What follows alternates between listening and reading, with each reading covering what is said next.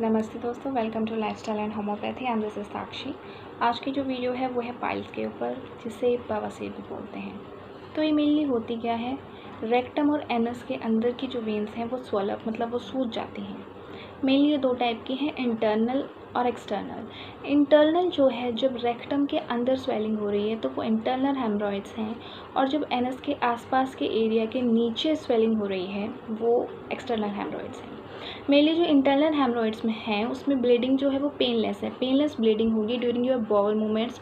और जब भी आप टॉयलेट जा रहे हैं या स्टूल पास कर रहे हैं तो स्मॉल क्वांटिटी में, स्मॉल अमाउंट में रेड ब्राइट ब्लड निकलेगा। जो एक्सटर्नल हेमरॉइड्स हैं उसमें वो सीवियर फॉर्म में आ जाएगा, उसमें जो ब्लड है वो क्लॉट बनाना स्टार्ट हो जाएंगे, जैसे हम थ्रोम्बस, ब्लड की क्लॉटिंग हो जाएगी, थ्रोम्बस।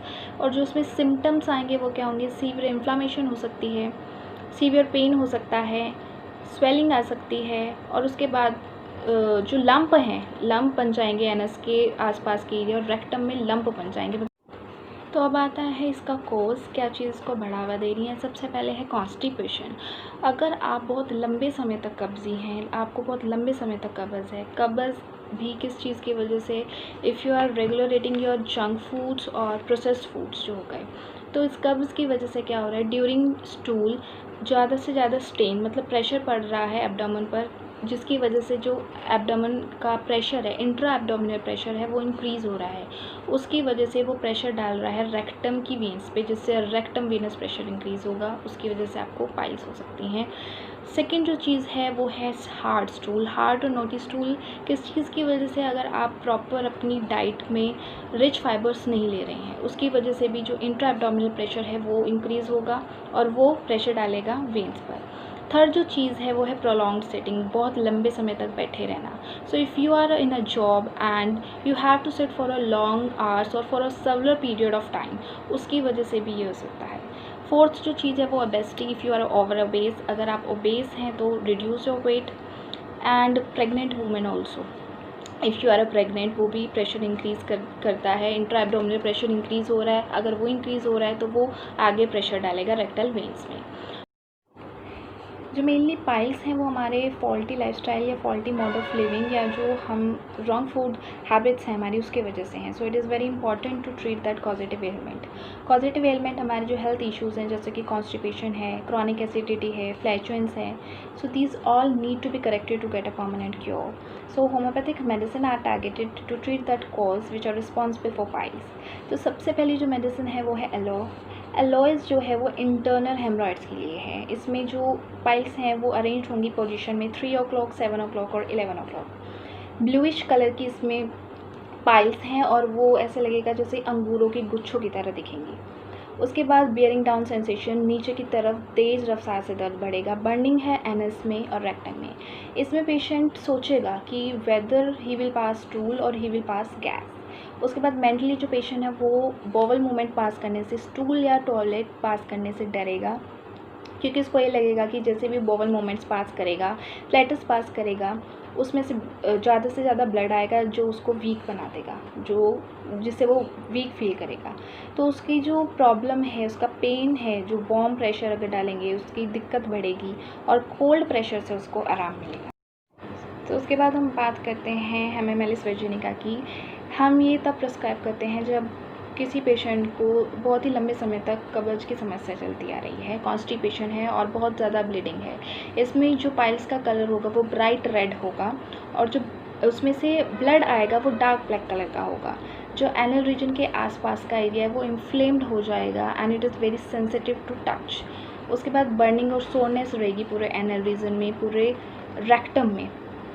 पेशेंट को वार्मथ चीज़ से, गर्म चीज़ों से अगर उसको टच करते हैं या फिर वो फ्लेटस पास करता है, उससे उसकी समस्या बढ़ जाएगी। और कोल्ड कंप्रेसेस और वॉशिंग विद कोल्ड वाटर, अगर कोल्ड वाटर से वो वॉश करता है तो उसको आराम मिले। उसके बाद नेक्स्ट जो मेडिसिन है वो है ग्रेफाइट्स। ग्रेफाइट्स मीनली ब्लाइंड हेमरॉइड्स हैं और इसमें हेमरेजिक हेमरॉइड्स हैं।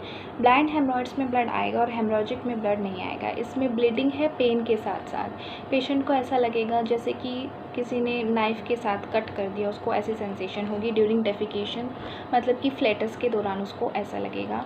और ये जो सेंसेशन है वो ओवरनाइट भी रह सकती है या फिर बहुत लंबे समय तक भी चल सकती है।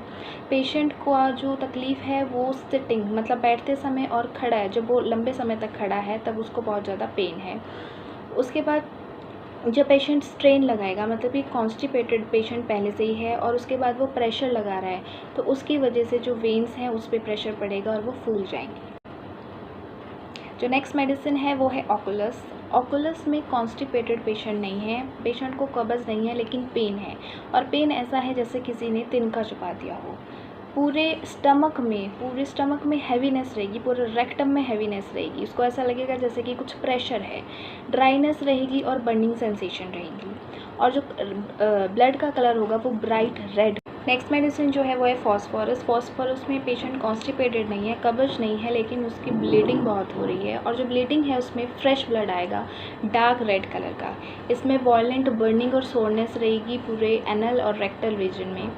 पेशेंट की जो तकलीफ़ है वो वार्म थिंग से एंटर करेगा वार्म रूम में या फिर वार्म प्रेशर से उसकी तकलीफ़ बढ़ेगी। कोल्ड कंप्रेसेस, ठंडे से ठंडा खाने ठंडा पीने से और ओपन एयर में उसको आराम मिलेगा। उसके बाद इसमें आप क्या ले सकते हैं और क्या नहीं। जो फाइबर रिच फ्रूट्स हैं जैसे कि एप्पल हैं, पोमीग्रेनेट है, ग्रेप्स हैं, बेरीज़ हैं, पपाया है, ये ले सकते हैं। और fibre rich vegetables tomatoes, beans, spinach, carrots, pulses, ये ले सकते हैं।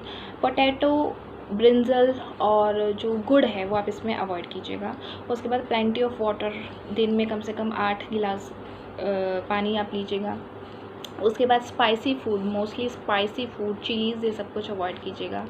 प्रोलॉन्ग्ड सिटिंग आप अवॉइड कीजिएगा, ज़्यादा लंबे समय तक बैठे रहने से भी समस्या बढ़ेगी। उसके बाद अगर आप कॉन्स्टिपेशन कब्ज के लिए कोई मेडिकेशन या कोई मेडिसिन ले रहे हैं उसे छोड़ दीजिएगा। उसके बाद ऐसी एक्सरसाइज लीजिएगा जो आपकी वीनस का जो प्रेशर है वो रिड्यूस करे और कॉन्स्टिपेटेड जो है कॉन्स्टिपेशन में मेनली हेल्प करे। So thank you so much for watching. Keep supporting, like and subscribe to my channel. Thank you.